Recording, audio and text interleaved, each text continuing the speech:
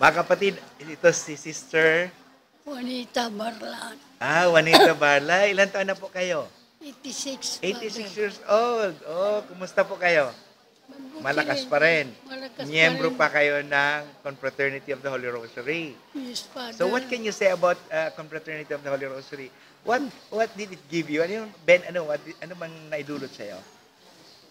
Yung confraternity sa Rosary, pag nag-rosary ako, Father, ako kuwan ako ng sakit noong 1996 pa. Oh. Pero ang kuwan,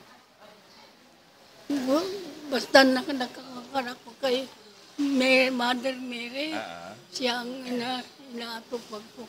Gabi at taramor na, gabi ubi. Hindi ako marunong sa Tagalog kasi. Okay, kahit sa Pangasinan. Ay, bayagak la, Father.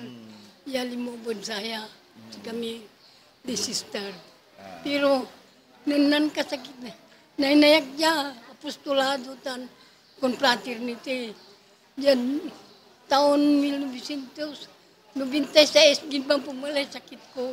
Ang gamanuntan, may kakasyak yan na Rio yan na sugagong ko. Panangasi Diyos ang karnatan, mabilay ako ni Father. Isagad panangasi. Naninandirin. Okay. Balbalag na salamat po. Okay. Misal salamat at nagkawan ta. Wala na sabik ni Ryan, edad.